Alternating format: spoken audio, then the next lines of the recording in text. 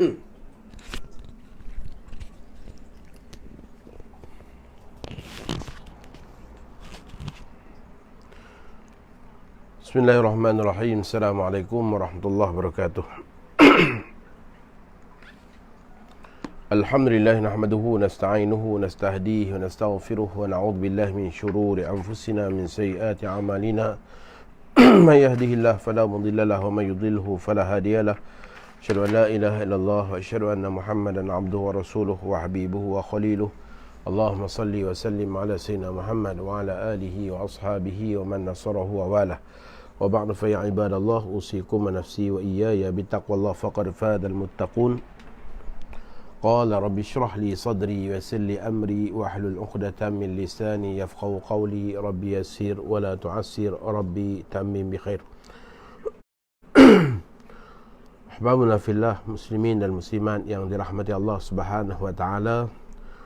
Pada pagi ini insya-Allah kita akan bacakan kitab Safinatun Najah berkenaan dengan ibadah puasa secara santai dan ulang kaji berkenaan dengan hukum hakam dan persiapan-persiapan yang patutnya kita siapkan untuk kita menghadapi ibadat puasa yang tak lama lagi akan berkunjung tiba. Terima kasih pada kawan-kawan di Shah Alam daripada Akademi As-Siddiq yang telah mengambil inisiatif untuk mengadakan kelas pengajian ini. Mudah-mudahan kita semua mendapat keberkatan daripada Allah Subhanahu wa taala. Bab puasa, Kitabus Siyam. As-Sawm dalam bahasa artinya menahan diri daripada sesuatu dari segi syarak. Ia bermakna menahan diri daripada makan, minum dan segala yang membatalkan puasa, bermula daripada terbit fajar iaitu masuknya waktu subuh sehingga tenggelamnya matahari iaitu masuknya waktu maghrib. Hukum ibadat puasa ada 5. Ada 5 hukum yang melibatkan ibadat puasa. Yang pertama ialah puasa wajib. Puasa wajib. Yang mana puasa wajib itu, yang pertama ialah puasa bulan Ramadan. Yang kedua ialah puasa qada kepada puasa Ramadan. Yang berikutnya ialah puasa nazar. Nazar hanya boleh pada perkara-perkara yang harus atau perkara yang sunat. Pada perkara yang wajib kita tidak boleh bernazar. Contohnya seseorang bernazar, kalau saya sihat saya akan berpuasa sebulan bulan Ramadan. Contohnya saya bernazar akan berpuasa sebulan bulan Ramadan. Maka nazar yang sedemikian tidak tepat, kerana nazar ini pada perkara sunat, bukan pada perkara yang dah diwajibkan. Tidak ada nazar pada perkara yang diwajibkan kerana memang ia telah pun diwajibkan. Ada yang masya-Allah buat status disebabkan coronavirus dalam hal keadaan PKP ini, masya-Allah menyeru seluruh kaum muslimin untuk menarik perhatian Allah dengan katanya, kalau yang selama ni belum solat maka bernazarlah untuk melakukan solat. Kalau yang selama ni tak menutup aurat maka bernazarlah kepada Allah untuk menutup aurat. Sekiranya diangkat balak dan musibah ini, ia merupakan satu perkara yang tak betul. Disebabkan apa? Nazar tidak boleh dilakukan pada perkara yang memang sudah pun diwajibkan. Nazar ni pada perkara-perkara sunat, untuk menambahkan komitmen kita dan kesungguhan kita kepada Allah. Maka dibolehkan pada perkara sunat untuk menjadikan kita orang yang lebih melakukan ketaatan. Bukanlah melakukan nazar pada perkara yang sudah memang wajib kita laksanakan. Yang berikutnya ialah puasa kafarah. Termasuklah kafarah itu seperti kafarah zihar, ataupun dengan kafarah membunuh, ataupun dengan kafarah melakukan persetubuhan pada siang hari di bulan Ramadan, ataupun kafarah dalam hal keadaan kafarah dalam hal keadaan menebus sumpah yang telah dibatalkan. Itu adalah contoh puasa-puasa kafarah. Yang berikutnya ialah puasa dalam ibadat haji dan umrah sebagai ganti kepada penyembelihan. Ganti kepada penyembelihan, iaitu berpuasa 10 hari. ya, bagi mereka yang melakukan contohnya seperti haji tamattu', ya, maka ada tuntutan sembelihan. Maka sekiranya tak mampu dengan penyembelihan, maka boleh digantikan dengan ibadat puasa. Begitu juga, ya, puasa yang menjadi wajib adalah puasa ketika mana diperintahkan oleh para pemerintah untuk kita kaum muslimin berpuasa kerana nak melakukan solat sunat istisqa. Maka perintah yang dikeluarkan oleh kerajaan, ya, untuk semua kaum muslimin berpuasa kerana nak melakukan solat sunat istisqa, puasa itu juga adalah puasa yang wajib. Ya, itu sebahagian daripada puasa yang hukumnya wajib. Yang berikutnya ialah sunat. Puasa sunat terbahagi kepada 4 bahagian. Puasa sunat terbahagi kepada 4 bahagian. Puasa sunat yang datang setahun sekali. Yang pertama, puasa yang datang setahun sekali, iaitu seperti puasa hari Arafah, puasa hari Tasu'a, iaitu hari yang ke-9 daripada bulan Muharram, puasa hari Ashura, iaitu puasa hari yang ke-10 daripada bulan Muharram, puasa 6 hari dalam bulan Syawal, ya, dan afdal dilakukan bermula pada 2 Syawal. Ya, puasa 6 hari dalam bulan Syawal ni, ya, kita kena ingat yang pertama afdal dilakukan pada awal bulan Syawal, dengan erti kata hari kedua langsung berpuasa, itu lebih afdal. Yang kedua ialah afdal juga dilakukan dengan, ya, dengan mutaba'ah, iaitu dengan berturut-turut, ya, dengan berturut-turut, tidak diselang-seli, ya, itu lebih afdal, ya, puasa Syawal. Maka dengan sebab itu masyarakat Islam di Fatani, kalau kita, ya, biasa pergi ke Fatani, ya, mereka hanya menyambut hari raya Aidilfitri itu secara ringkas pada hari raya pertama, ya, sekadar ada sedikit juadah, ya, selepas mereka solat hari raya, dan, ya, hari raya kedua mereka telah pun melaksanakan, ya, kebanyakannya secara majoritinya mereka telah melaksanakan puasa sunat Syawal, sehinggalah pada hari yang ke-7 daripada bulan Syawal, maka itu barulah mereka menyambut, ya, hari raya sebesar-besarnya, ya, disambut dengan, ya, mungkin dengan, ya, sembelihan dan sebagainya, kerana meraihkan, ya, telah pun menyelesaikan tuntutan puasa fardu Ramadan dan juga puasa sunat Syawal. Ya, berbeza dengan masyarakat kita di negara kita, masya-Allah, ya, sebulan puasa Ramadan, kemudian bila masuk Syawal sebulan pula kita menyambut hari raya, ya, dengan open house, dengan masjid terbuka, dewan terbuka, masyarakat terbuka, rumah terbuka. Maka akhirnya, ya, puasa pun berbuka sepanjang bulan sampai ke 6 hari, ya. Puasa Syawal tu kerap kali, ya, tertinggal dan tak sempat nak dihabiskan.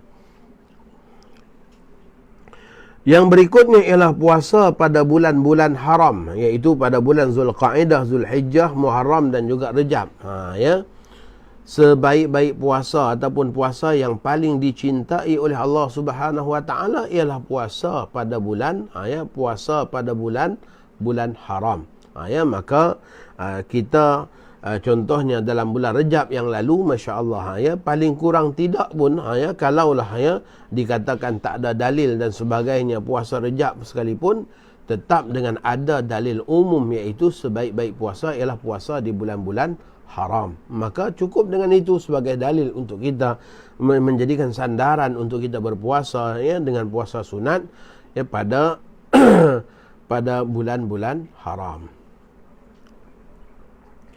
Yang berikutnya ialah puasa, ya, pada bulan Sya'ban, ya, juga merupakan puasa yang disunatkan. Bahkan Sayyidah Aisyah mengatakan tak pernah dilihat Nabi kita lebih banyak berpuasa di bulan-bulan lain selain bulan Ramadan kecuali dengan berpuasa pada bulan Sya'ban. Ya, bahkan Nabi kita hampir-hampir puasa sebulan penuh daripada bulan Sya'ban. Maka ini kita berada dalam bulan Sya'ban. Yang berikutnya, ya, puasa pada hari Isra' dan Mi'raj. Ini pandangan sebahagian daripada ulama yang mengatakan sunat juga berpuasa pada hari, ya, Isra' dan Mi'raj. Itu pada 27 Rejab. Ya. Yang berikutnya puasa 10 hari ya pada hari-hari pertama di bulan Zulhijjah selain daripada hari yang ke-10. Ya, satu hari bulan Zulhijjah sampai 9 hari bulan Zulhijjah adalah hari-hari yang terbaik untuk kita melakukan ibadat puasa, kerana tiap-tiap amal soleh yang dilakukan pada 10 yang awal di bulan Zulhijjah ia mendapat gandaan dan juga ganjaran pahala yang sangat besar, sehingga kan menandingi ganjaran pahala berjihad fi sabilillah.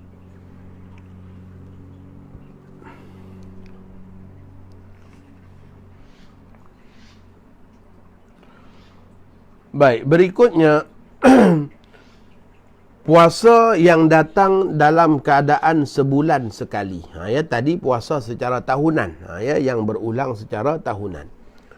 Puasa yang datang sebulan sekali, contohnya seperti puasa pada ayyamul bid, puasa pada hari-hari bulan terang, iaitu pada 13, 14 dan 15 setiap bulan Hijriyah.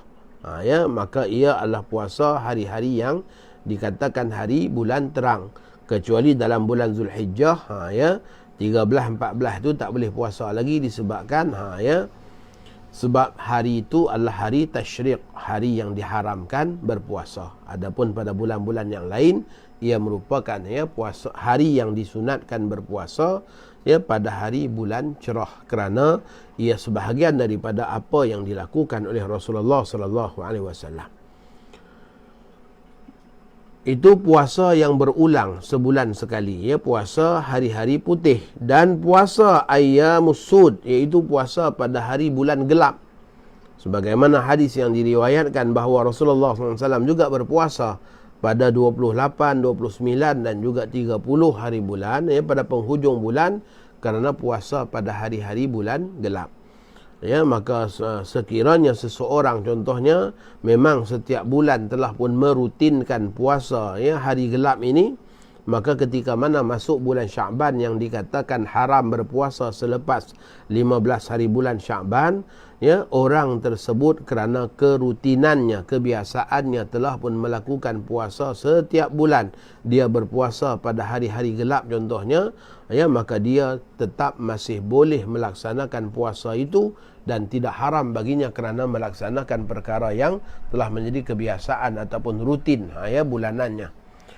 Yang berikutnya ialah puasa yang datang seminggu sekali, iaitu puasa pada hari Isnin dan juga hari Khamis. Ini juga merupakan puasa sunat, kerana hari Isnin dan Khamis merupakan hari diangkatkan suratan amal kita, dan Nabi kita mengatakan, aku suka suratan amalku diangkat dalam hal keadaan aku sedang berpuasa kepada Allah Subhanahu wa taala.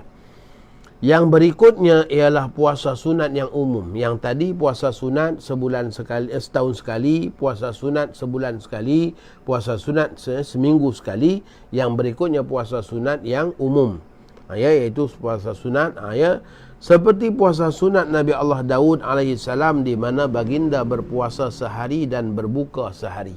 Nabi Daud AS berpuasa sehari, berbuka sehari. Dan Nabi kita mengatakan sebaik-baik puasa ialah puasa Nabi Allah Daud AS. Maka kalau ada seseorang yang nak melakukannya, maka ia merupakan suatu perkara yang baik dalam kita mengejar ataupun mengharapkan keredaan Allah Subhanahu wa taala. Yang berikutnya puasa pada tiap-tiap hari Rabu, iaitu puasa ini disebutkan dalam kitab Idaman Penuntut, ada disebutkan puasa pada tiap-tiap hari Rabu. Puasa apabila tidak ada makanan di rumah, puasa ini juga disebut dalam kitab Idaman Penuntut, berkenaan dengan bagaimana dengan Rasulullah SAW ketika mana baginda SAW pulang ke rumah Sayyidah Aisyah, maka belum ada makanan, maka Nabi kita langsung niat puasa. Maka itu juga merupakan puasa sunat yang dibolehkan. Puasa umum ni lebih dikenali dengan puasa sunat mutlak, iaitu yang tak terkait dengan apa-apa sebab, bukan kerana hari Isnin, bukan kerana hari putih, bukan kerana hari gelap, bukan kerana hari Arafah, maka ia adalah puasa sunat mutlak. Permasalahan Bagi orang yang berpuasa sunat lalu tidak jadi menyempurnakannya atau membatalkan puasa sunatnya itu, maka tidak wajib dia mengqadakkannya, tetapi sunat jika mengqadakkannya. Ya. Dalam kitab Kifayatul Akhyar menyebutkan perihal berkenaan dengan masalah membatalkan puasa sunat. Perlu diambil maklum ya, kepada semua ya, yang mungkin melakukan puasa qada. Puasa qada adalah puasa wajib dan haram sengaja dibatalkan. Ya. Kalau dengan seseorang telah pun dia berniat puasa qada ya, ataupun puasa nazar ya, maka puasa tersebut haram ya, haram dibatalkan ya, tidak boleh ya, tidak boleh puasa-puasa itu dibatalkan. Adapun sekiranya puasa sunat ya, mengikut mazhab kita, mazhab Syafi'i, puasa sunat boleh dibatalkan. Ya, puasa sunat boleh dibatalkan.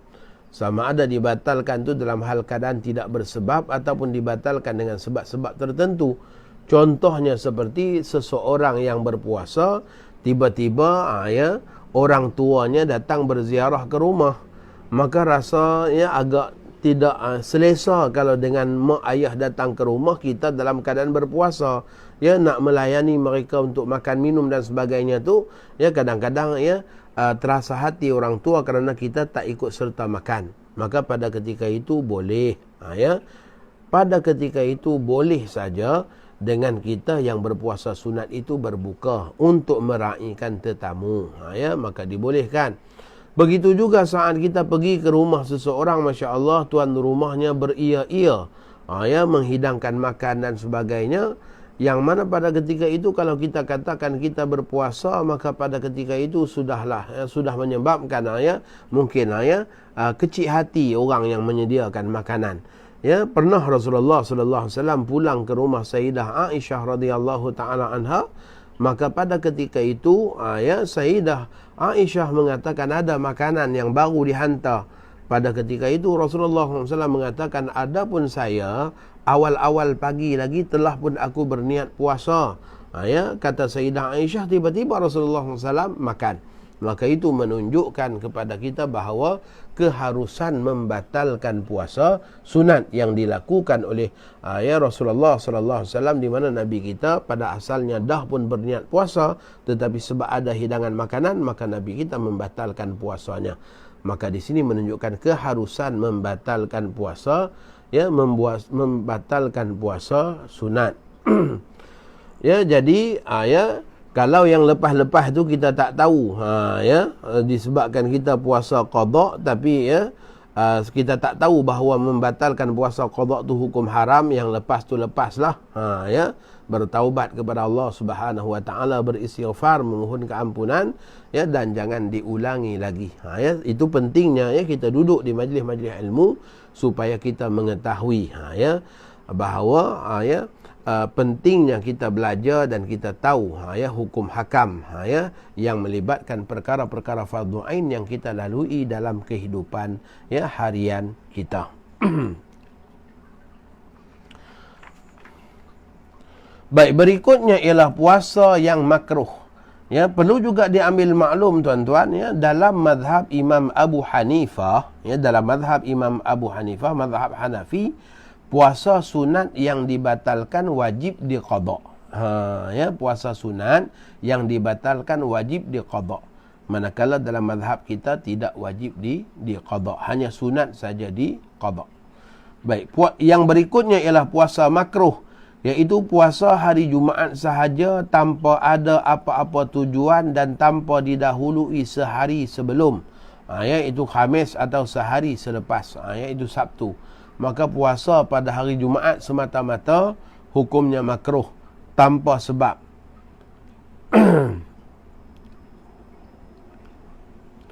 Ya, adakah perlu kita tanya tetamu kita adakah dia puasa ataupun tidak? Ya, kita tak dituntut untuk tanya. Ya, kita tak dituntut untuk tanya, kecuali kalau kita tahu memang dia orang yang selalu berpuasa. Ya, maka kita ya, tanyalah ya, puasa ke? Ya, takut kita sediakan makanan ya, dia tak makan pula ya, disebabkan dia puasa. Baik, Jadi puasa hari Jumaat ni kalau tak ada apa-apa sebab, ya, sekadar kita melakukan puasa sunat mutlak, ya, menunggalkan puasa hari Jumaat semata-mata itu, ya, hukumnya makruh. Tetapi sekiranya bersebab, contohnya hari Jumaat itu jatuh pada 10 hari Muharram, maka hari Ashura, maka kita berpuasa bukan kerana berpuasa sunat hari Jumaat, tetapi berpuasa sunat Ashura, maka ulama mengatakan tidak makruh. Begitu juga kalau dengan hari Jumaat itu jatuh pada 9 Zulhijjah, iaitu pada hari Arafah, maka kita melakukan puasa sunat Arafah, ya, puasa sunat Arafah.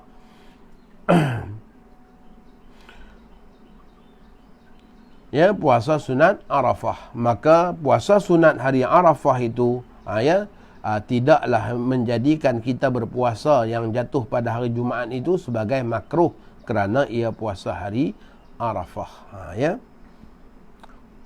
Yang berikutnya ialah, ya, puasa berturut-turut tanpa sahur. Masya Allah, ya, dia bersambung-sambung, yang dikatakan puasa wisal, ya, puasa wisal, bersambung-sambung, ya, satu hari sambung pula besok dalam hal keadaan tak makan, tak minum, itu puasa wisal. Maka ia juga tak dibenarkan, ya, dia puasa tanpa makan sahur. Ya, yang berikutnya puasa sepanjang tahun, ya. Sebaik-baik puasa itu ialah puasa, ya, Nabi Allah Daud alaihissalam, iaitu berselang satu hari puasa, satu hari tak puasa. Maka sekiranya, ya, seseorang itu puasa sepanjang tahun hanya 5 hari je dia tak puasa, ya, itu pun sebab haram puasa, ya. Hari raya puasa, hari raya haji, ya, dan 3 hari tasyrik. Jadi 5 hari yang haram puasa, 5 hari ni aja dia tak puasa. Hari lain tu sepanjang tahun dia puasa, ya. Maka ulama mengatakan makruh juga, disebabkan apa? Akan menjejaskan dan memudaratkan tubuh badan dan kesihatan, ya. Maka yang diajar oleh Rasulullah sallallahu alaihi wasallam kepada Sayyidina Abdullah bin Amr ibn Al-As radhiyallahu taala anhuma, ya, walaupun Abdullah bin Amr bin Al-As ni mengatakan dia adalah orang yang mampu untuk berpuasa dengan lebih banyak, Nabi kita mengatakan puasalah seperti puasa Nabi Allah Daud alaihissalam, iaitu berpuasa sehari dan berbuka sehari. Berikutnya ialah, ya, puasa yang makruh juga ialah mengkhususkan puasa pada hari Jumaat semata-mata, pada hari Ahad semata-mata. Ya, hari Ahad kalau kita nak puasa, kita kena juga, ya, diapit dengan puasa pada hari, ya, pada hari Sabtu, ya, supaya, ataupun pada hari Jumaat, supaya taklah dikhususkan hanya puasa pada hari Ahad saja, merupakan hari ibadat bagi orang-orang Nasrani.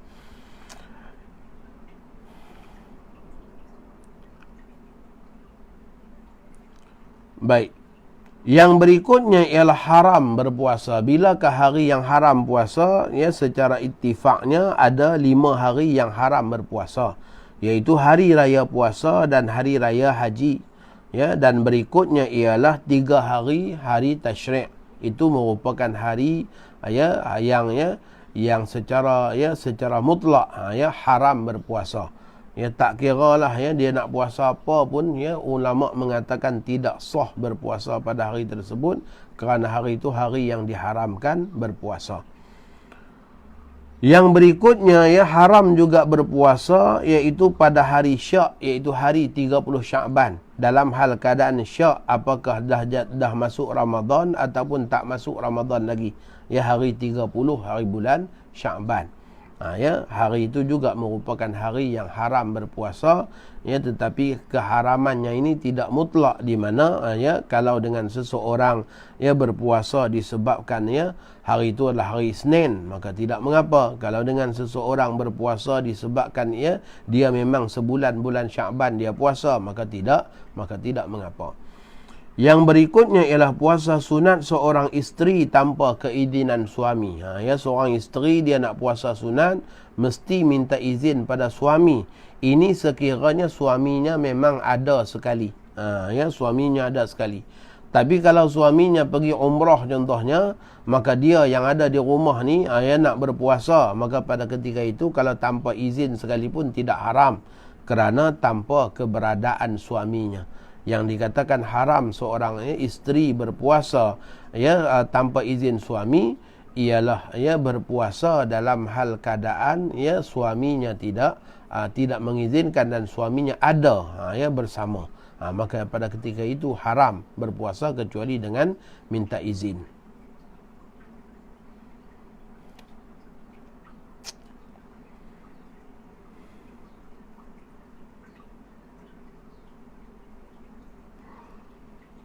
Puasa sunat seorang isteri tanpa keizinan suami dan puasa seorang hamba tanpa keizinan tuannya. Puasa keduanya sah tetapi hukum dia haram. Puasa kedua-dua ni sah tetapi hukum puasa itu haram. Disebabkan apa?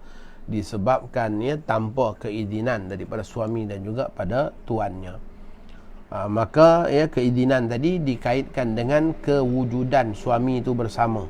Kalau dengan suaminya memang bermusafir, maka pada ketika itu tidaklah haram untuk wanita tersebut berpuasa.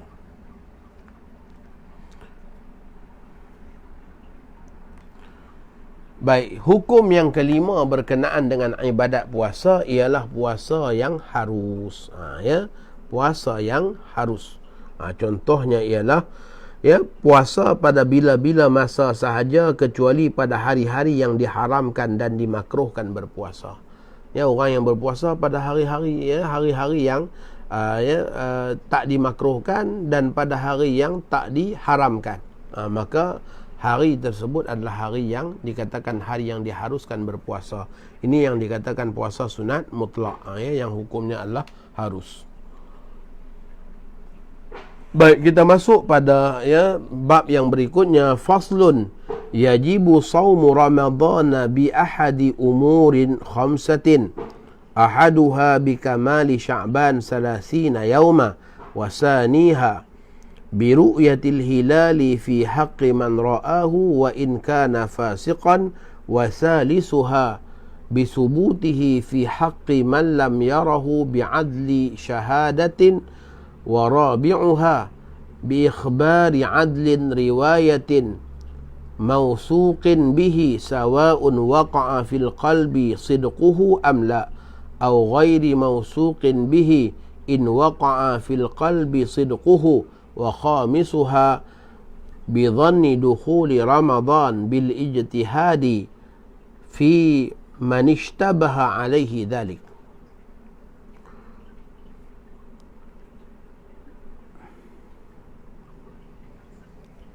Baik. Wajib berpuasa Ramadan dengan salah satu daripada 5 perkara berikut. Yang pertama ialah dengan cukupnya 30 hari dalam bulan Sya'ban. Masuk 30 hari bulan Sya'ban, maka pada ketika itu wajib berpuasa bagi semua orang. Yang berikutnya ialah melihat anak bulan bagi orang yang melihatnya sendiri, walaupun dia seorang yang fasik. Dia nampak anak bulan, maka pada ketika itu dia wajib berpuasa. Walaupun dia seorang yang fasik, atas diri dia tu orang yang nampak anak bulan ni, dia wajib puasa. Sama juga sebagaimana orang perempuan. Orang perempuan dia tak boleh jadi saksi dalam melihat anak bulan. Kesaksiannya tak diterima. Tetapi ketika mana Masya Allah seorang perempuan melihat anak bulan, maka wajib atas diri dia berpuasa bulan Ramadan.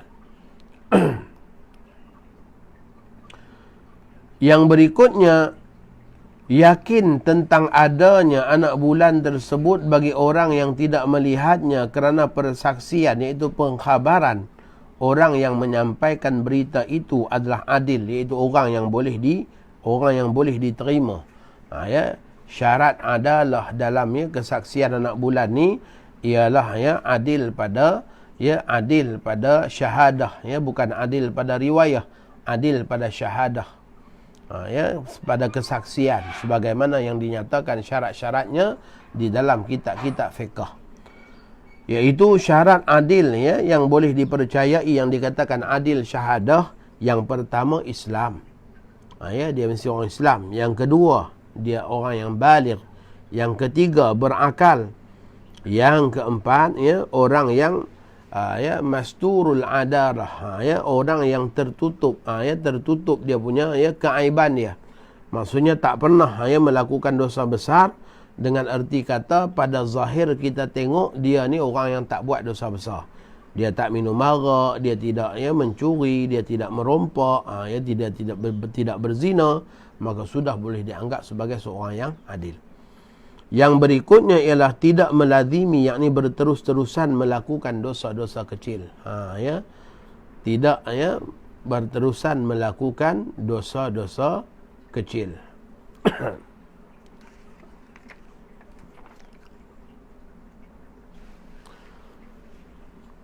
Baik, maka apabila sampai berita, ya, daripada orang yang sedemikian, wajiblah, ya, orang yang mempercaya, orang ramai yang mendengar berita tersebut, ya, berpuasa. Ya, apabila, ya, kita yakin dengan adanya anak bulan dengan khabar daripada orang yang sedemikian.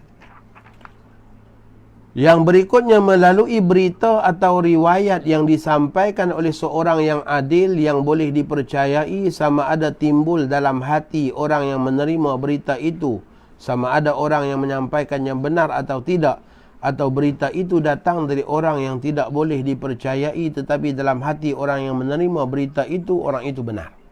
Ya, begitu juga, ya, berita yang disampaikan, ada orang beritahu, esok, ya, esok kita puasa. Sebab apa? Sebab, ya, saya dah nampak anak bulan. Ya, ataupun, ya, sebab telah dimaklumkan, ya, telah diisytiharkan bahawa besok adalah berpuasa. Ya, maka pada ketika itu, ya, sekiranya, ya, orang itu orang yang adil dan boleh dipercayai, maka wajib, ya, kita puasa. Ataupun orang itu adalah orang yang selalu menipu, Masya Allah, tetapi dalam hati kita pada ketika mana dia memberitahu tu, kita yakin dia beritahu tu adalah berita yang benar, maka juga wajib berpuasa. Yang berikutnya, merasa zan, ragu-ragu masuknya Ramadan dengan cara berijtihad bagi orang yang ragu-ragu tentangnya. Ya, jadi, ya, yang berikutnya, berpuasa Ramadan itu juga jadi wajib dengan cara ijtihad, iaitu seperti mereka yang, ya, saya sebutkan dalam kuliah-kuliah kita yang lepas, mereka yang terpenjara dalam hal keadaannya dia tak tahu, ya, bila masuk Ramadan, ya, dia menghitung hari demi hari, ya, purnama demi purnama, ya, mengira-ngira bulan, maka pada tanggapan dia dah pun masuk satu Ramadan, ya, disebabkan ada qarinah, tanda-tanda, ya, seperti bunyi tembakan meriam ataupun, ya, adanya lampu-lampu yang tertentu, ya, yang menunjukkan syiar bulan Ramadan. Maka orang ini, ya, dia berpuasa dengan cara ijtihad. Ya, wajib juga dia berpuasa, ya, dengan menentukan bahawa masuknya anak bulan dengan cara masuknya bulan Ramadan dengan cara berijtihad. Baik, syarat kepada saksi tadi, yang pertama Islam, yang kedua baligh, yang ketiga berakal, yang keempat tidak pernah melakukan dosa besar, yang kelima tidak melazimi, ya, melakukan dosa kecil, ya, yang keenam seorang yang adil, ya, seorang yang adil, yang ketujuh merdeka, dan yang ke-8 syaratnya ialah lelaki. Maka dengan sebab itu, ya, orang perempuan tidak boleh, ya, jadi saksi dalam masalah, ya, melihat anak bulan. Baik, tengok anak bulan ni kita tengok dengan teropong ke tengok dengan mata kasar, Masya Allah.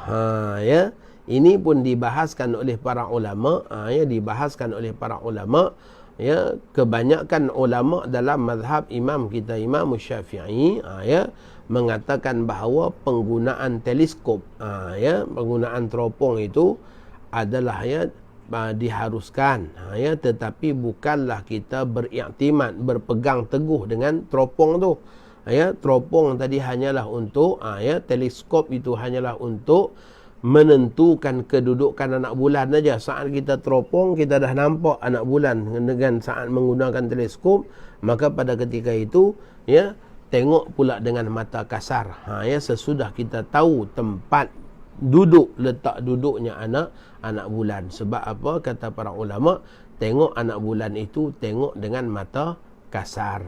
Ya, tengok anak bulan, tengok dengan mata kasar. Namun kebanyakan jumhur ulama mengatakan teleskop itu adalah suatu alat bantuan untuk membesarkan imej supaya kita nampak. Seumpama kita pakai cermin mata dan sebagainya. Ya. Namun dalam mazhab kita, mazhab Syafi'i, mengatakan tengok yang sebenar itu ialah tengok dengan mata kasar, bukan tengok dengan menggunakan teropong. Teropong itu hanyalah sebagai alat, kata Imam Ibn Hajar, sebagai alat untuk menentukan tempat duduknya anak bulan. Maka saat kita dah tahu kedudukan anak bulan, tengok pula dengan mata, tengok pula dengan mata kasar, untuk mengeluarkan diri kita daripada masalah khilaf yang mengatakan bahawa tak diambil kira tengok dengan teropong. Wallahu a'lam. Dan tak boleh juga diambil kira tengok dengan satelit, masya-Allah. Dia guna satelit ambil imej anak bulan, nampak. Sedangkan kedudukan satelit tu dengan matlak dia berbeza. Maka sebab tu tak boleh menggunakan satelit. Begitu juga tak boleh tengok anak bulan itu dengan kaedah CCD, iaitu dengan kaedah dengan kaedah menggunakan alatan komputer untuk mencerap bulan. Keberangkalian boleh melihat anak bulan. Itu juga tidak boleh. Sebab apa? Syarat dia tengok dengan mata kasar. Adapun dengan teropong itu pun hanya sekadar untuk bantu, untuk kedudukan, untuk kita memastikan kedudukan anak bulan, kata Imam Ibn Hajar.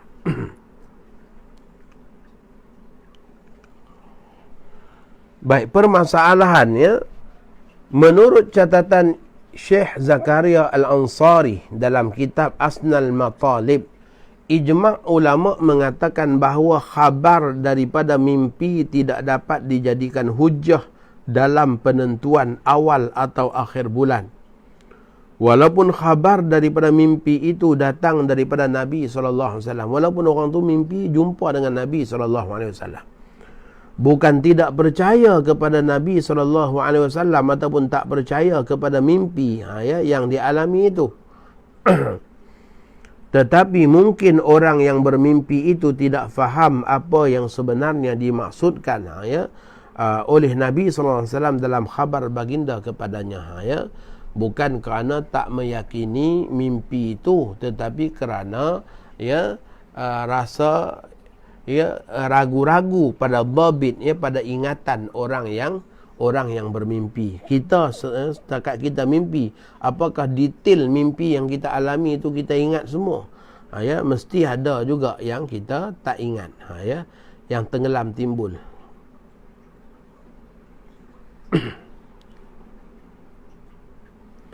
Adakah perempuan itu tak boleh jadi saksi disebabkan perempuan banyak dosa? Bukan sebab tu. Sebab ini adalah ketentuan syariat. Ketentuan syariat. Bukan masalah perempuan itu banyak dosa ke apakah. Ia adalah ketentuan syariat. Rakyat Malaysia yang tinggal di luar negara akan mula puasa ikut pemerintah yang mana? Kewajipan puasa kita ikut pemerintah setempat. Orang di Arab Saudi pun kalau Mekah dah puasa tapi dia ada kat Malaysia, dia kena ikut puasa dengan pemerintahan di Malaysia ni. Sebab apa? Ikut di tempat dia berada. Ikut di mana tempat dia berada.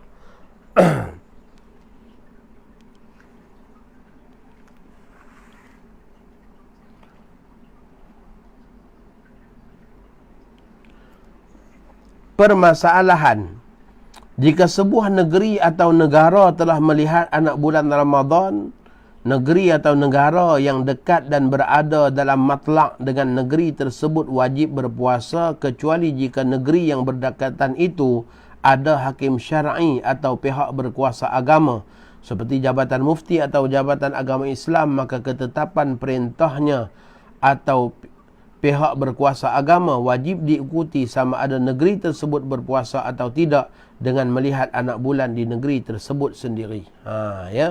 Ini yang kita katakan ni, berkenaan dengan masalah negeri-negeri yang berdekatan. Negeri-negeri yang berdekatan. Maka negara kita Malaysia adalah persekutuan negeri-negeri negeri-negeri di tanah Melayu. Persekutuan. Sebab apa nama persekutuan? Sebab ia gabungan majlis raja-raja menggabungkan membentuk sebuah negara Malaysia. Maka dengan sebab itu bidang kekuasaan agama masih pada raja-raja di negeri masing-masing. Masih pada raja-raja di negeri masing-masing. Walaupun nanti akan dilantik contohnya kita katakan mufti wilayah persekutuan. Wilayah persekutuan tu hanyalah wilayah persekutuan Kuala Lumpur, Labuan dan Putrajaya saja. Mufti wilayah dia tak boleh jadi mufti satu Malaysia, tak boleh. Sebab apa? Sebab di setiap negeri ada ketua agama masing-masing, iaitu raja-raja.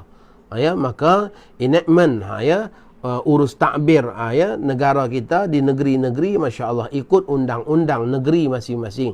Cuma kita bersyukur kerana apa?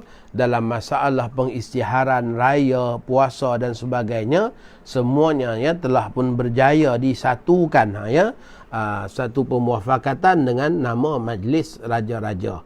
Maka dengan sebab itulah ketika mana mengumumkan puasa ataupun hari raya, yang mengumumkannya adalah wakil kepada Majlis Raja-Raja.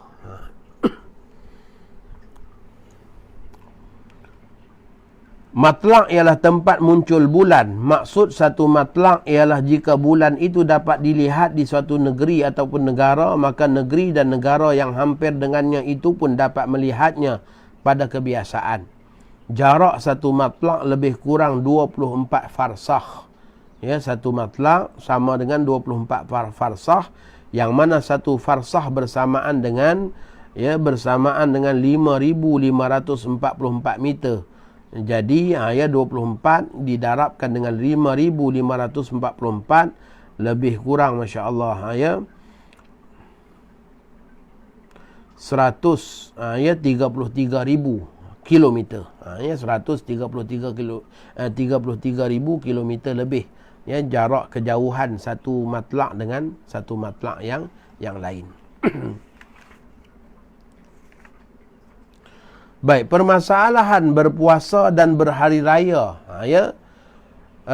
lebih awal di negara lain. Ini juga seringkali berlaku. Ini pun masalah masalah pada awal bulan Ramadan dan akhir bulan Ramadan. Katakan seorang yang berpuasa sehari lebih awal di Mekah. Ketika balik ke Malaysia, penduduk di Malaysia telah pun menyambut hari raya 1 Syawal. Sedangkan dia baru berpuasa 29 hari. Katakan mengikut Arab Saudi, Ramadan tahun itu adalah 30 hari. Dia balik ke Malaysia, orang di Malaysia semua dah berbuka puasa, dah berhari raya, kerana Malaysia menyambut hari raya selepas 29 hari Ramadan. Manakala tengok dalam berita dapatkan maklumat daripada kawan-kawan yang masih ada di Mekah, mereka yang ada di Mekah tak raya lagi. Sebab di Mekah tak nampak anak bulan, maka mereka di Mekah berpuasa 30 hari. Maka dia yang asalnya berpuasa di Mekah kemudian balik berhari raya di Malaysia, dalam keadaan ini hendaklah dia wajib berhari raya bersama penduduk Malaysia kerana dia sudah berada di tempat lain. Dia tidak perlu mengqadakkan puasa kerana minimum hari untuk berpuasa adalah 29 hari. Minimum puasa adalah 29 hari. Berikutnya, seseorang telah berpuasa di Mekah sehari lebih awal dari Malaysia.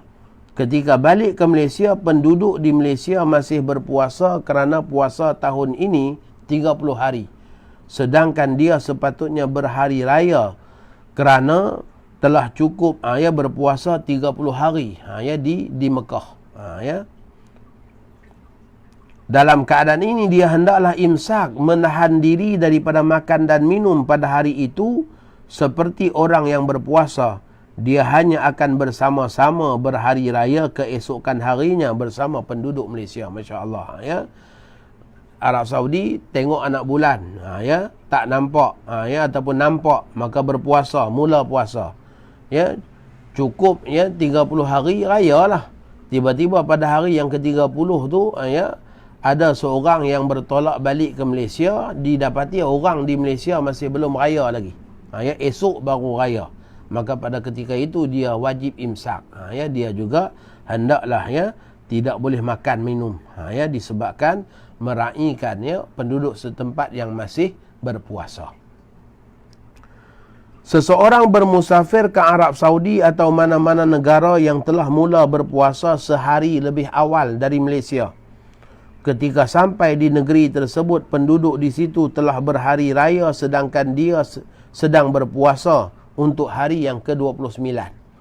Ya, dia masih berpuasa untuk hari yang ke-29. Dia tiba di Arab Saudi, orang di sana dah berpuasa, dah berhari raya, sebab mereka, ya, lebih awal nampak anak bulan, ya, berpuasa lebih awal sehari, dan mereka juga pada penghujung Ramadan tengok anak bulan nampak pula, ya, maka pada ketika itu mereka berpuasa 29 hari. Ya, kita yang dari Malaysia ni tak nampak anak bulan, maka dah lewat sehari. Kemudian kita berpuasa, bila kita sampai di sana pada hari 29, hari 29 untuk kita puasa, ya, tiba-tiba orang di sana dah berhari raya, disebabkan mereka, ya, berpuasa cukup genap 29 dan nampak anak bulan, ya, maka pada ketika itu dia sedang berpuasa hari yang ke-29.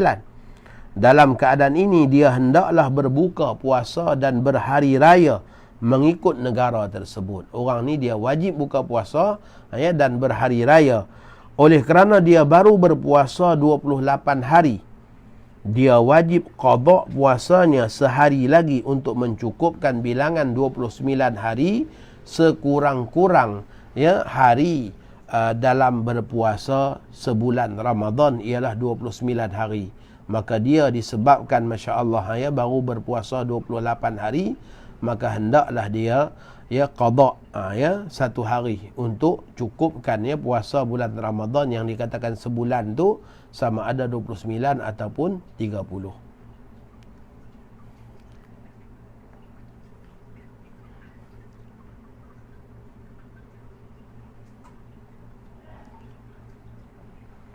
Baik, ya, satu perkara yang juga disebutkan, ya, dalam kitab Nihayatul Muhtaj, ya, dalam kitab Nihayatul Muhtaj, sekiranya seseorang, ya, sekiranya seseorang pergi ke suatu negeri dengan kapal terbang dan dia telah pun mengerjakan solat maghrib sebelum berangkat. Sebelum berangkat dia solat maghrib. Ketika sampai di negeri yang ditujunya, waktu maghrib masih belum masuk. Kalau dia sampai di negeri yang dia tujunya tu insya', tak ada masalah. Ni dia sampai di negeri yang dia tuju tu belum masuk maghrib, ya, dia wajib solat maghrib semula di negeri tersebut. Ini sebagaimana yang disebutkan dalam kitab Nihayatul Muhtaj. Nihayatul Muhtaj, ya, menyebutkan berkenaan dengan masalah, ya, orang yang bermusafir ke sebuah negeri, ya, dia dah solat maghrib di tempat dia. Contohnya mungkin berlaku, kita katakan kepada saudara-saudara kita di mana, kalau nak dikatakan Sarawak, datang ke Malaysia boleh jadi, tetapi, ya, tempoh penerbangan pun lama, ya, mungkin tak boleh digambarkan, ya, dengan Sarawak tak boleh, ya, mungkin negeri-negeri yang lain. Kalaulah, ya, kita dalam perjalanan, ya, kita dalam hal keadaan mengejar matahari yang jatuh, kita dah solat maghrib tempat kita, kemudian kita bergerak pergi tu, matahari sedang kita menghala ke arah barat.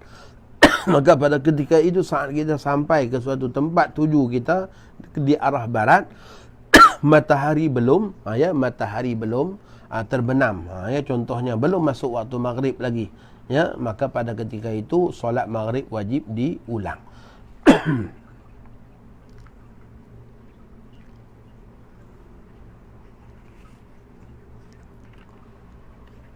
Baik, kita masuk pada tajuk yang berikutnya, faslun syurutu sihhatihi arba'atu asya'in.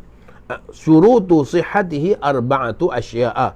islamun wa aqlun wa naqa'un an nahwi haidhin wa ilmun biqaunil waqti qabilan lisawm. Syarat-syarat sah puasa ada 4 perkara. Yang pertama Islam.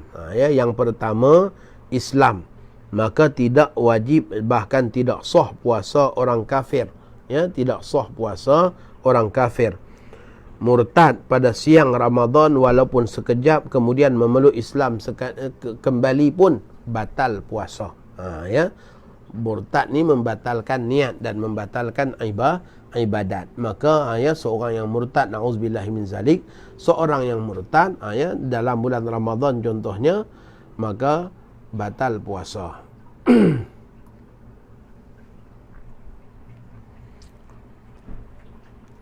Baik, berikutnya berakal. Yang pertama Islam, yang kedua berakal. Maka tidak sah puasa kanak-kanak yang belum mumayyiz atau orang gila. Tambah lagi, dan orang yang nyanyuk, contohnya yang nyanyuk dalam hal keadaan sudah tidak dapat membezakan najis dan sebagainya tu, ia juga termasuk dalam erti kata orang yang tidak mumayyiz. Begitu juga suci daripada darah haid. Ini syarat sah puasa ni, suci daripada haid. Terima kasih banyak Al-Fadhil Ustaz Al-Khuzai berkenaan dengan solat maghrib di Jepun, flight balik ke Malaysia, masuk pula maghrib di Malaysia, maka wajib ulang solat maghrib tersebut. Itu contoh yang diberikan oleh Al-Fadhil Ustaz Al-Khuzai, masya-Allah.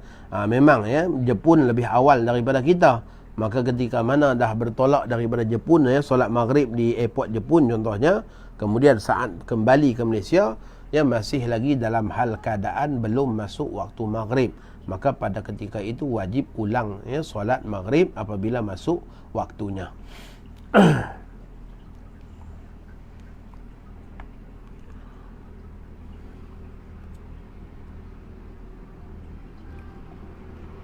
Suci daripada darah haid.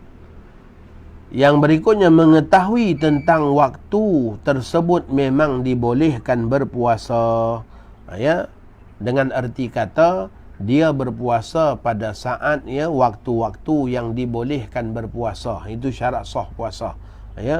Kalaulah dia berpuasa pada hari raya contohnya, maka pada ketika itu hari raya adalah hari yang haram berpuasa. Bahkan kalau berpuasa pun tidak sah. Dia ada hari yang haram puasa dan puasa tidak sah. Ada keadaan haram puasa tetapi puasa sah. Haram puasa tetapi puasa sah. Contohnya seperti puasa seorang isteri, puasa sunat seorang isteri tanpa kebenaran suami. Maka puasa sunatnya itu sah, tetapi hukumnya haram. Kerana tak dapat kebenaran daripada suami. Berbeza dengan puasa pada hari raya, hukumnya haram dan tidak sah. Kerana syariat menetapkan bahawa hari tersebut adalah hari yang yang tak dibenarkan berpuasa. Hari makan dan minum, kata Rasulullah SAW, hari kegembiraan.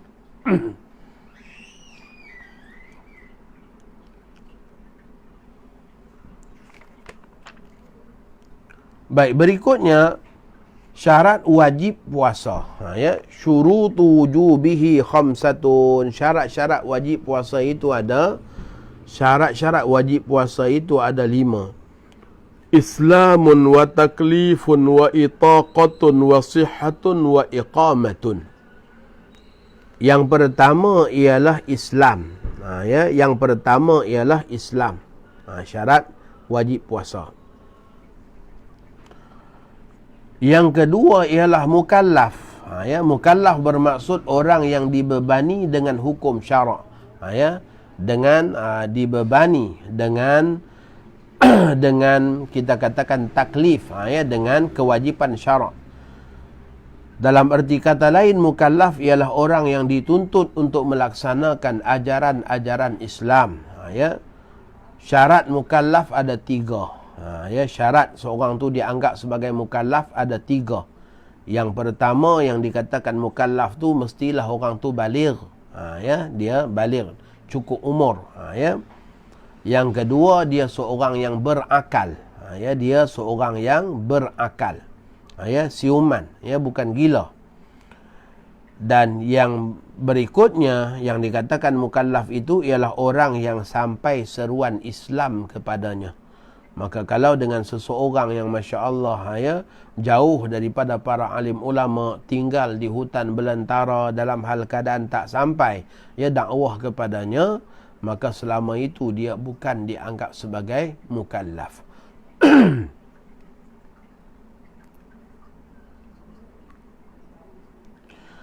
Maka apabila seseorang itu telah memenuhi syarat-syarat mukallaf, maka wajiblah dalam perkara ini dia wajib berpuasa.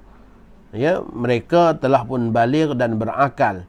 Tidak wajib puasa ke atas kanak-kanak yang belum baligh, tetapi jika mereka berpuasa maka puasa mereka sah.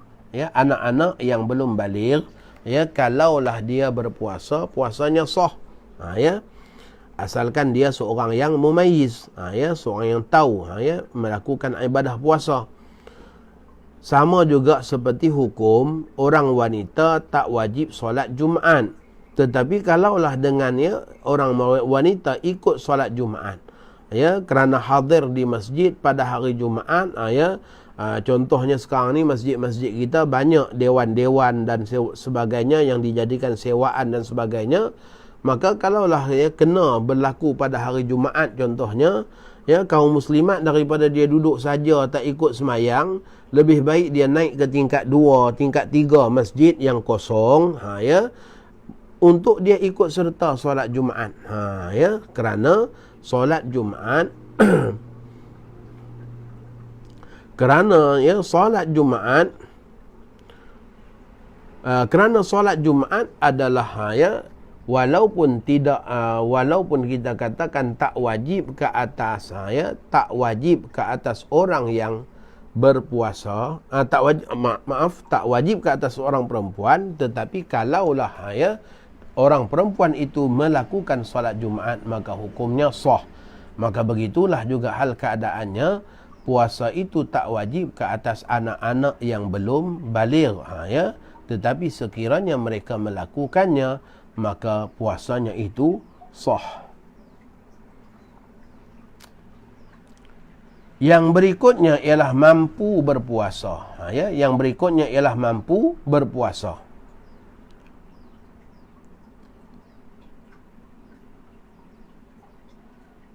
Yang dikatakan mampu berpuasa itu pertama hendaklah, ya, dari segi kemampuan tubuh badan. Ya, dari segi kemampuan tubuh badan. Orang sakit, ya, sakit tua atau sakit tidak ada harapan sembuh, maka tak wajib puasa. Ya, orang ni dia tak wajib puasa. Begitulah juga, ya, mampu pada kemampuan syarak. Ya, mampu pada kemampuan syarak. Seperti seorang perempuan yang dalam hal keadaan haid, dari segi kemampuan tubuh badan dia mampu saja. Ya, dari segi kemampuan tubuh badan mampu saja untuk dia, ya, berpuasa. Tetapi disebabkan, ya, haid itu menegahnya daripada berpuasa. Haid telah menegahnya daripada berpuasa. Ya, maka ini dari segi kemampuan pada syarak. Dari segi kemampuan tubuh badan, mereka yang dalam keadaan haid pun kalau dia berpuasa boleh. Ya, tetapi syarak, ya, hukum hakam, hukum agama tak membenarkan dia berpuasa. Maka orang yang dalam keadaan haid, dalam hal keadaan nifas juga adalah mereka yang tidak mampu berpuasa kerana tegahan syarak, ya, untuk mereka berpuasa.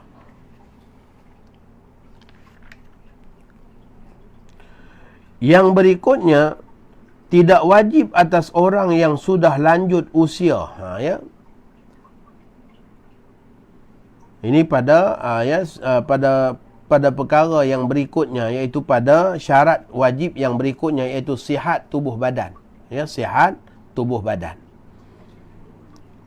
Maka tidak wajib atas orang yang sudah lanjut usia, terlalu tua atau uzur, orang sakit dan orang sakit yang tidak ada harapan sembuh, ya, maka mereka tak wajib berpuasa. Ya, sekiranya mereka mampu, ya, contohnya mereka sekiranya dia kembali sihat, maka pada ketika itu dia wajib mengqadakkannya.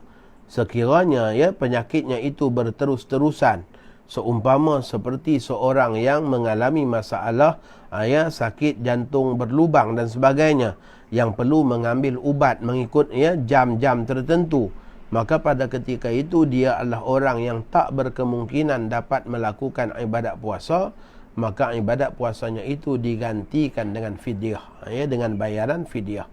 Mereka yang sakit tetapi ada harapan sembuh, maka selepas dia sembuh dia wajib qada. Ya, mereka yang sakit dalam hal keadaan tak ada lagi harapan sembuh, maka orang yang tak ada harapan sembuh itu, ya, cukuplah dengan mereka membayar fidyah. Wa 'alal ladzina yutiqunahu fidyatun ta'amu miskin. Ya, dalam Al-Quran Allah Subhanahu wa taala menyebutkan, dan ke atas orang-orang yang tidak mampu untuk melakukan ibadat puasa itu disebabkan, ya, terlalu tua, ya, ataupun disebabkan sakit, ya, yang berpanjangan, maka, ya, fidyatun ta'amu miskin, ya, maka dia membayar fidyah dengan memberi makan kepada orang-orang miskin. Baik, permasalahan tidak wajib puasa dan tidak wajib qada kepada orang gila sepanjang Ramadan. Jika dia siuman pada mana-mana hari di bulan Ramadan, dia wajib puasa. Ya. Puasa tak wajib, qada pun tak wajib. Siapa? Orang gila. Ya, orang gila. Maka mereka ni tak wajib puasa, tak wajib qada. Tapi kalaulah dia kembali siuman normalnya dan juga sihat, ya, pada hari-hari di dalam bulan Ramadan, maka hari-hari tersebut dia wajib puasa. Orang gila walaupun sekejap atau satu lahzah, ya, batal puasanya. Ya, gila walaupun seketika aja, ya, batal puasa. Ya, sebab apa? Hilang akal. Orang yang pitam dan mabuk sepanjang hari bulan Ramadan tidak wajib berpuasa ketika dia pitam dan mabuk itu, tetapi puasanya wajib diqada selepas Ramadan nanti. Ya, orang yang, ya, pitam sepanjang hari, ya, sampai tak ada waktu yang dia sedar. Kalau dia, ya, kalau dia sedar walaupun sedetik waktu dalam tempoh, ya, puasa itu, dalam tempoh, ya, hari tersebut, ya, siang hari tersebut, maka puasanya sah. Ya, puasanya sah disebabkan, ya, dia sedar. Orang yang pitam sekejap pada siang Ramadan kemudian sedar kembali, sah puasanya. Orang yang datang haid atau nifas walaupun sekejap atau satu lahzah, ya, di siang hari dalam bulan Ramadan, ya, terbatal puasanya. Ya, puasanya juga terbatal. Ya, tadi ada persoalan berkenaan dengan pertanyaan apa beza syarat wajib dengan syarat sah, sebab nampak macam sama aja. Ya, sebenarnya tak sama. Ya, syarat wajib ialah perkara yang menentukan bahawa seorang itu, ya, menjadi seorang yang berkewajipan untuk melaksanakan ibadat puasa. Ya, orang yang berkewajipan untuk melaksanakan ibadat puasa. Manakala syarat sah pula ialah perkara yang menentukan apakah puasa seorang itu sah ataupun tidak sah. Ya, syarat-syarat yang menjadi penentuan apakah, ya, puasa seorang itu sah ataupun tidak, ya, tidak sah.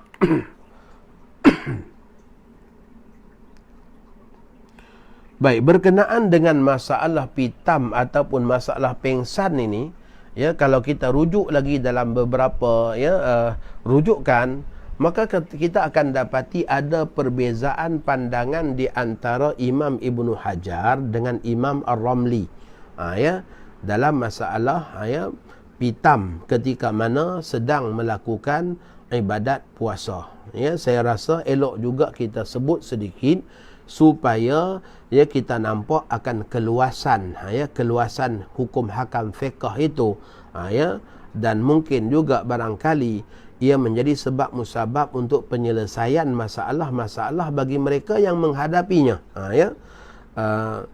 Imam Ibn Hajar mengatakan bahawa sekiranya seseorang itu pengsan kalaulah bukan dalam keadaan sengaja, pengsan dalam bukan hal keadaan sengaja, walaupun sepanjang hari, maka tidak batal puasa sebab tak disengajakan.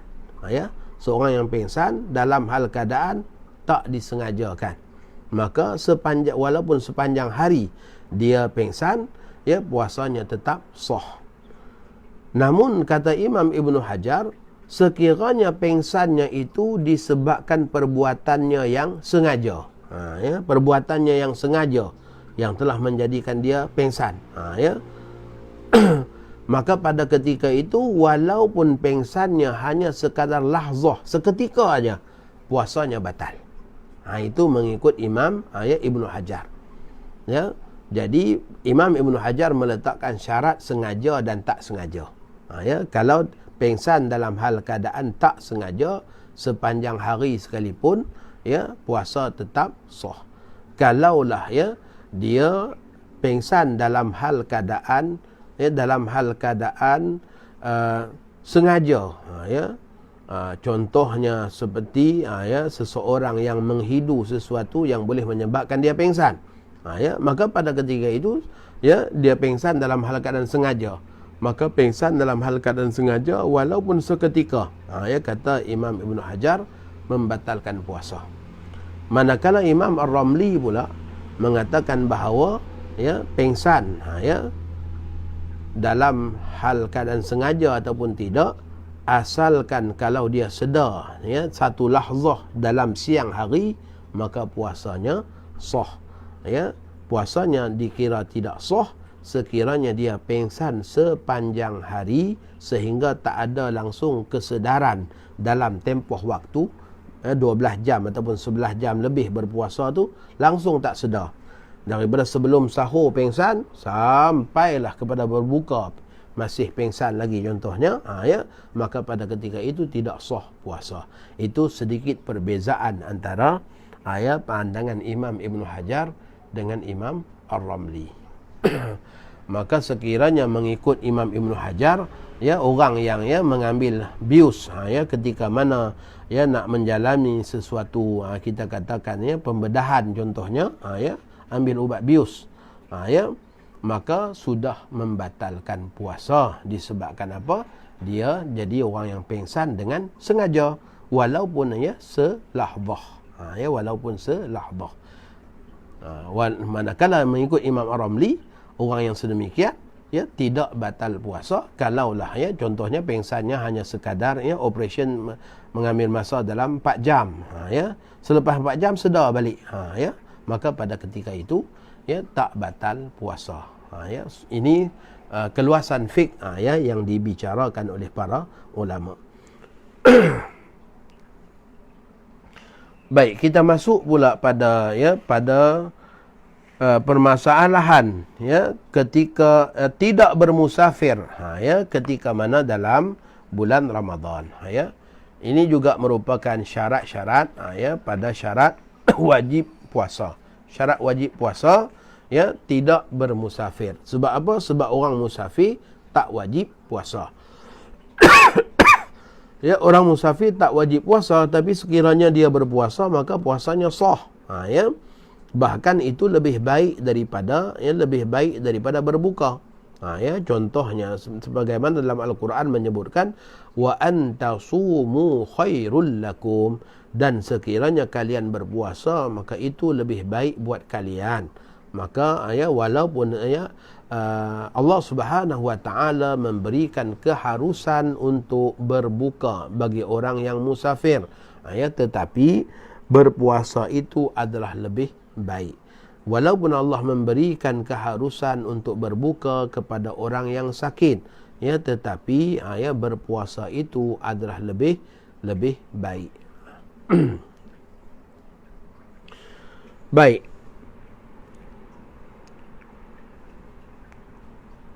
Sekiranya seseorang itu bermusafir, ya, maka syarat musafir yang dibolehkan berbuka puasa itu ialah, ya, musafir yang bertolak sebelum, ya, sebelum subuh. Ya, musafir yang bertolak sebelum subuh. Maka barulah dia tu dianggap musafir yang boleh, ya, mengambil rukhsah tidak berpuasa. Ya. Dan dia tak berpuasa pada hari tersebut dengan niat mengambil rukhsah yang dibolehkan oleh syariat.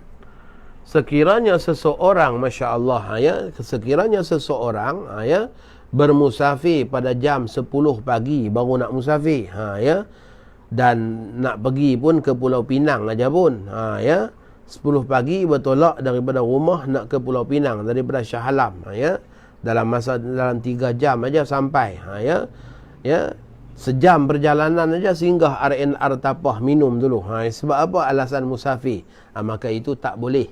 Ya, tak boleh. Itu bukan keadaan musafir yang dibolehkan untuk berbuka. Ya. Itu hal keadaan musafir yang dibolehkanlah untuk sembahyang jamak, sembahyang qasar. Tetapi hal keadaan berbuka ni, ya, ulama meletakkan syarat, ya, dia mestilah, ya, mengambil rukhsah tak berpuasa tu dalam hal keadaan, Masya Allah, kewajipan puasa atas dirinya telah pun terangkat ketika mana masuk waktu puasa disebabkan dia dah musafir. Ya, barulah dianggap sebagai musafir yang boleh, ya, untuk mengambil rukhsah. Jadi kalau bertolak pukul 10 pagi baru nak ambil, ya, maka pada ketika itu hukumnya tidak boleh. Dia wajib, ya, imsak, wajib teruskan berpuasa.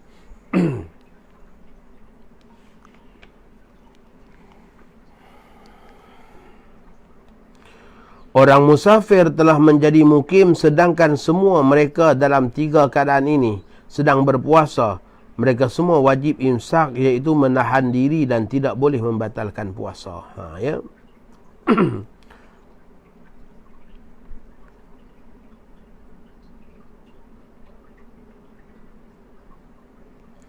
Baik, seorang kanak-kanak menjadi baligh.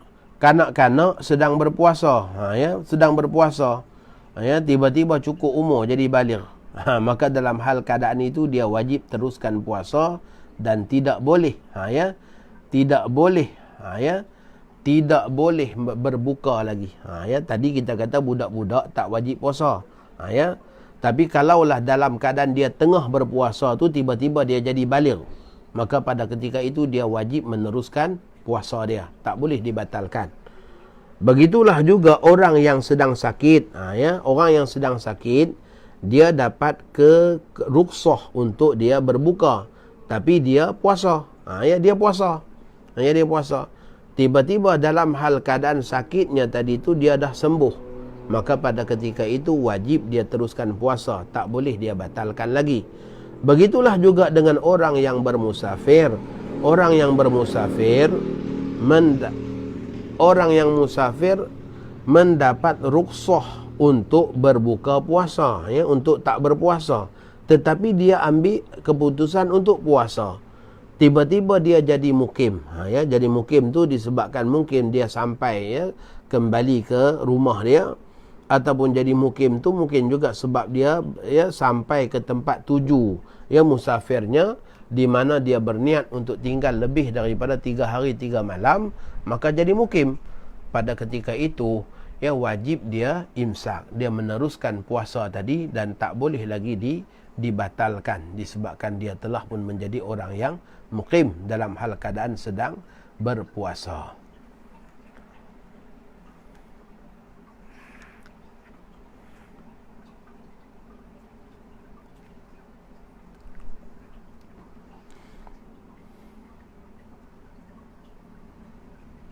Mohon pencerahan berkenaan tentang satu lahzah, ya. Satu lahzah ni sedetik waktu aja, seketika aja, ya, seketika aja, hanya sekejap masa, ya. Contohnya dalam 5 minit aja dia pingsan, kemudian sedar balik, ya.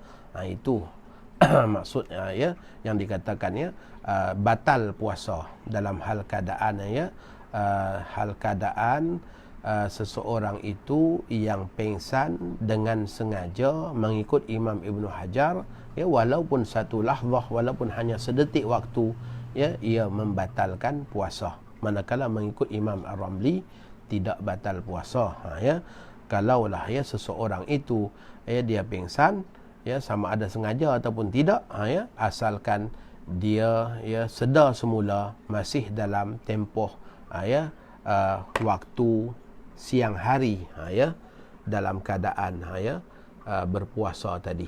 Ya, contohnya seperti mereka yang menjalani pembedahan, mengambil bius contohnya dalam sekitar 2 jam. Ya, kemudian sedar semula. Ya, pembedahan pun hanya pada, kita katakan, pada tangan. Ya, pembedahan pada tangan contohnya.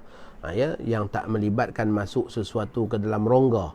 Ya, maka pada ketika itu, ya, bila dia sedar kembali daripada ya bius tadi, maka tidaklah membatalkan puasanya kerana ya dia sedar semula masih lagi dalam hal keadaan siang hari dalam waktu berpuasa.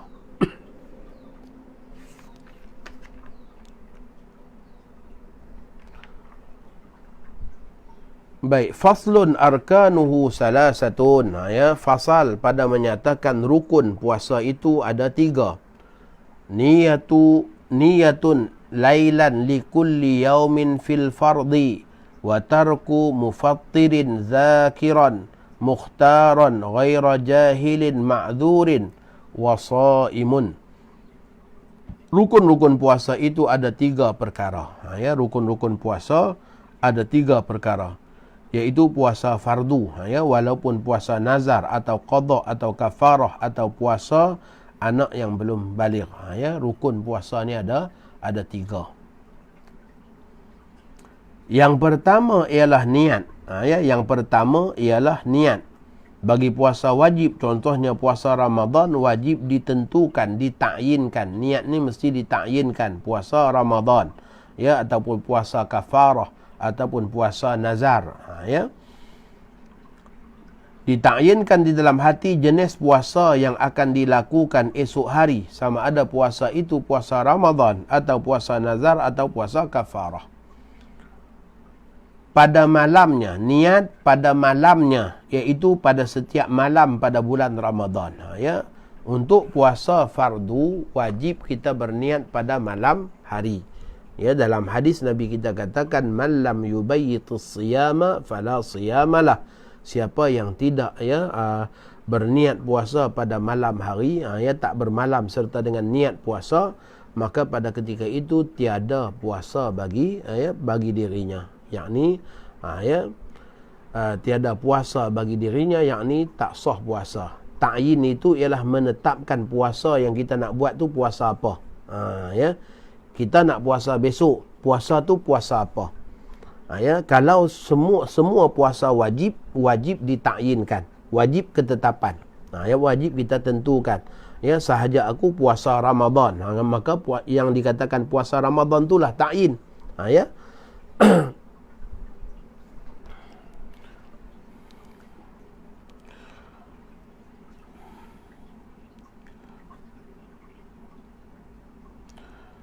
Maka puasa fardu, puasa yang wajib, sama ada wajib itu kerana Ramadan atau wajib itu kerana qada atau wajib itu kerana kafarah atau wajib itu kerana nazar, maka semua puasa tadi, ya, niatnya mestilah pada malam hari.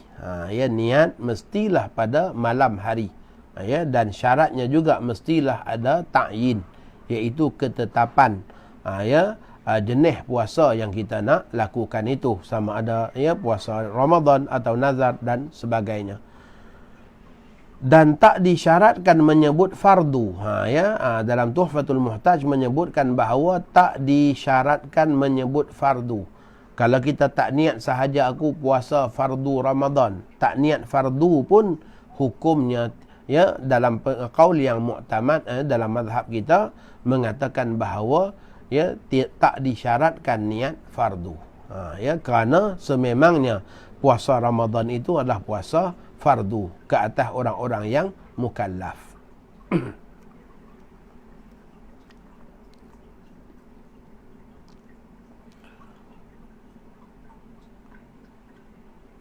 Yang kedua, meninggalkan segala perkara yang membatalkan. Ya, segala perkara yang membatalkan puasa dalam keadaan sedar dan yang dia sedang berpuasa dan boleh memilih, yakni bukan terpaksa. Ya. Maka seseorang yang telah melakukan perkara-perkara yang membatalkan puasa dalam hal keadaan dia tak sedar. Ya, contohnya seperti orang yang lupa. Ya, orang yang lupa, maka dia terminum ataupun termakan di siang hari. Ya, fa innama at'amahu Allah. Nabi kita katakan, sesiapa yang lupa sehingga dia makan di siang hari, maka hendaklah dia teruskan puasa. Ya, sesungguhnya dia diberi makan oleh Allah Subhanahu wa taala, masya-Allah. Jadi orang tersebut tak batal puasa.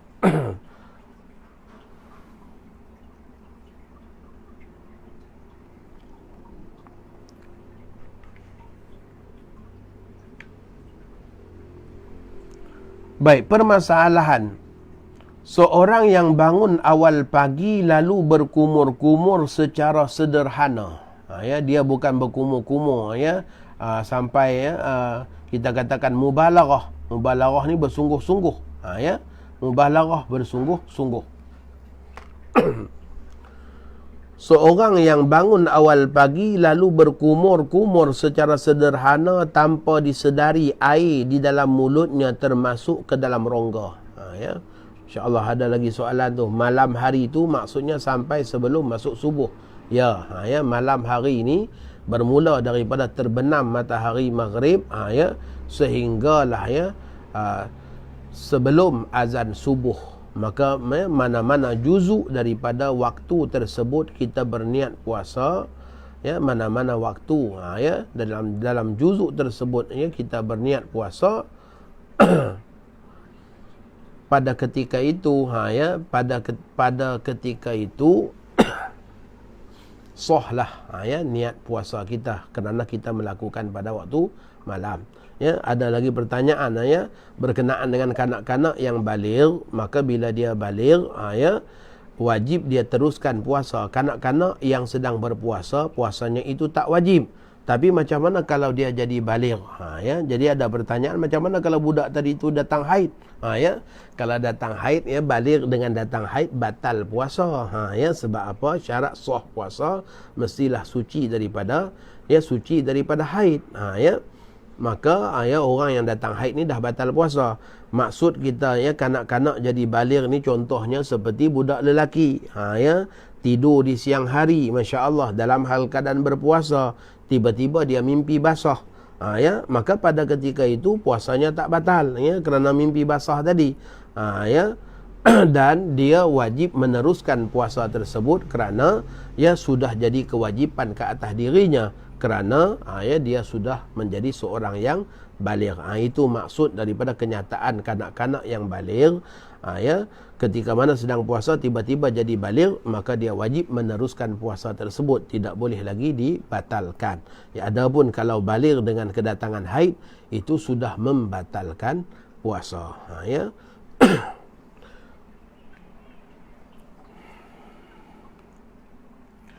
Baik, seorang yang bangun awal pagi lalu berkumur-kumur secara sederhana tanpa disedari air di dalam mulutnya termasuk ke dalam rongga.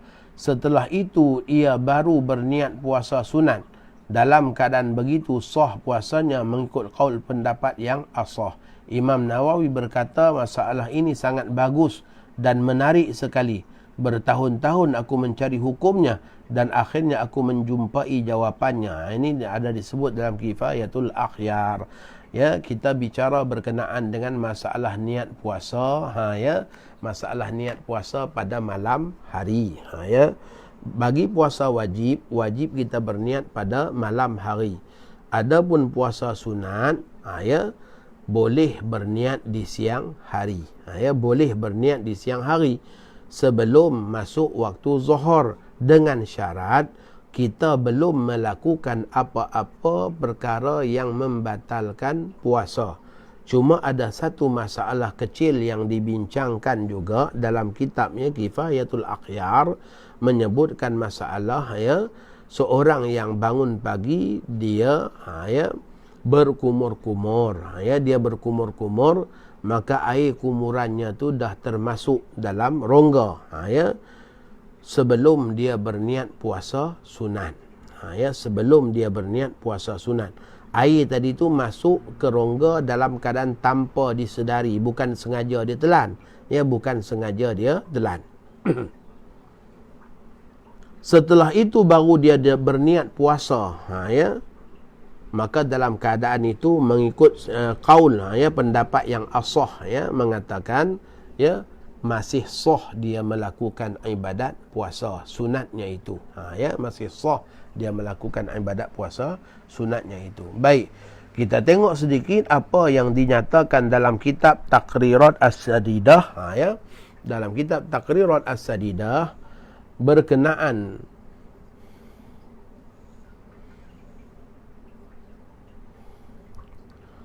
bagaimana jika terlupa niat tapi tidak buat perkara yang batal puasa, berniat selepas zuhur.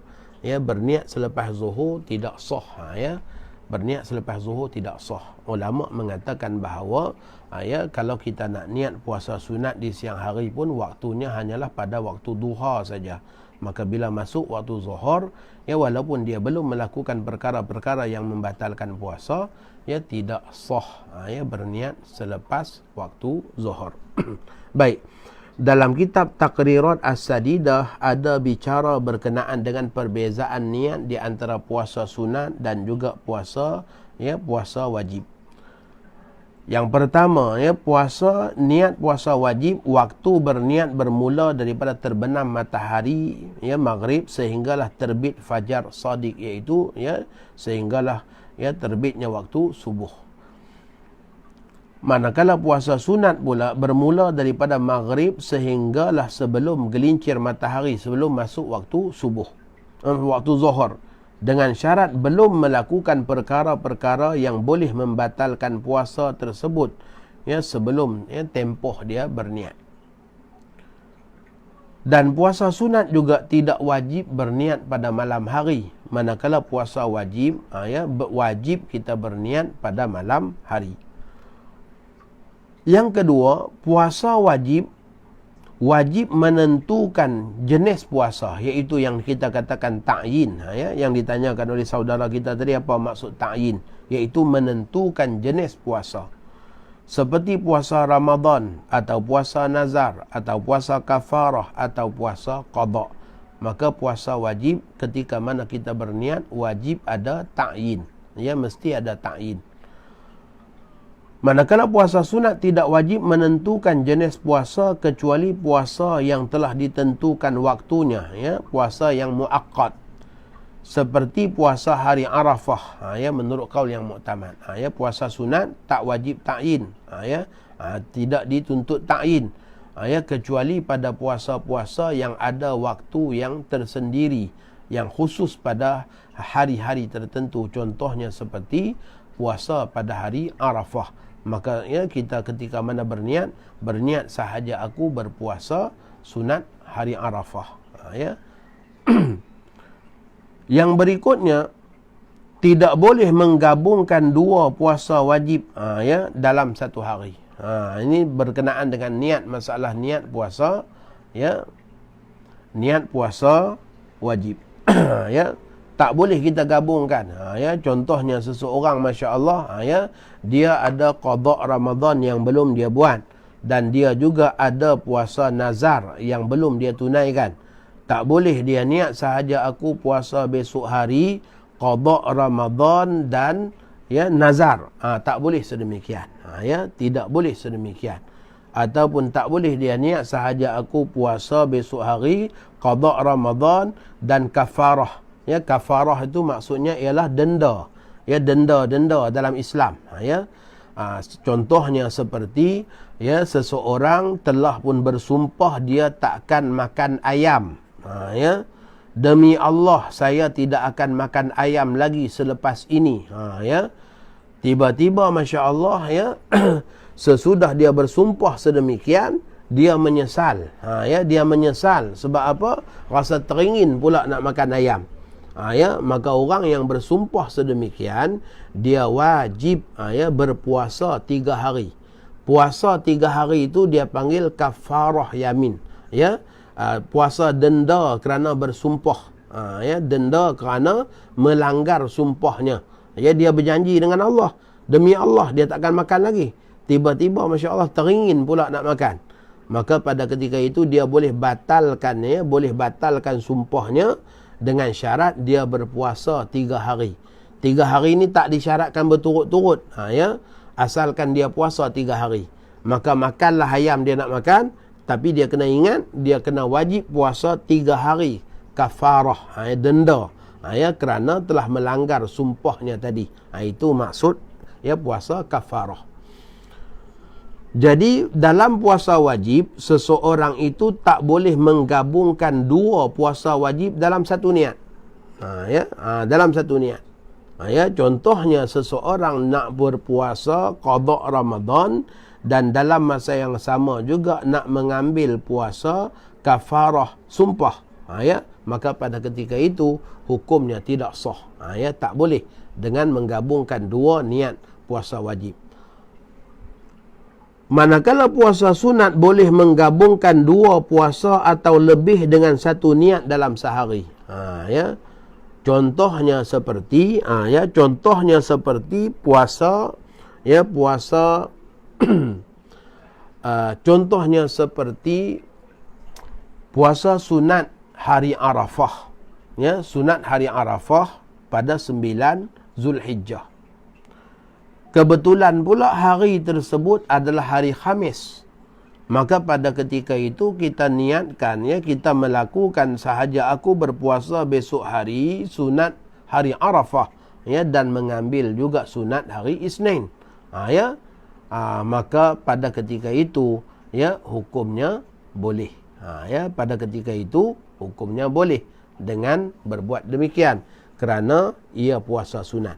Puasa sunat ni boleh digabungkan. Contohnya lagi seperti dengan seseorang Masya Allah melakukan puasa pada hari-hari putih. Pada hari-hari putih. 13, 14 dan juga 15. Kebetulan pula hari putih itu berlaku juga hari itu pada hari Isnin ataupun hari Khamis. Maka dia niat puasa hari putih, dia niat juga dengan puasa hari Isnin, dia niat juga dengan puasa di bulan Rejab contohnya.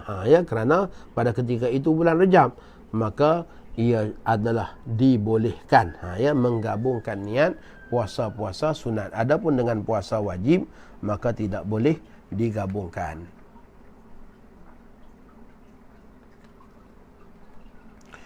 Saya rasa cukuplah sekadar itu. InsyaAllah ada panjang umur lagi, kita akan sambung lagi. InsyaAllah pada malam nanti pun kita akan sambung bicara berkenaan dengan syarat-syarat sah ibadah puasa yang kita bicarakan daripada kitab Matla'ul Badrain. Jadi saya ucapkan terima kasih banyak kepada sahabat-sahabat daripada Akademi As-Siddiq yang telah menganjurkan bacaan kitab ini, dan insya-Allah tuan-tuan dijemput untuk kita sambung lagi bicara hukum hakam berkenaan dengan ibadah puasa pada malam nanti. Kita akan sambung bicara kitab Matla'ul Badrain masih lagi pada syarat-syarat sah ibadat puasa dan juga pada perkara-perkara yang membatalkan perkara-perkara yang membatalkan puasa. InsyaAllah kita akan sambung pada malam nanti. Mana-mana soalan yang tak sempat saya beri respon sekarang, insyaAllah pada malam nanti boleh tanya semula untuk kita bicarakan balik. Apa yang baik daripada Allah Subhanahu wa taala, yang kurang yang lemah itulah kekurangan dan kelemahan saya. Aqulu qawli hadza wa astaghfirullahal azim li wa lakum wa lisairil muslimin wal muslimat fastaghfiruhu innahu huwal ghafurur rahim. Allahumma ij'al jam'ana hadza jam'an marhuma wa tafarruqana min ba'dihi tafarruqan ma'suma wa la taj'al fina wa la ma'ana syaqiyan wa la matruda wa la mahruma. Sallallahu ala sayyidina Muhammad wa ala alihi wa sahbihi wa baraka wa sallam. Assalamualaikum warahmatullahi wabarakatuh.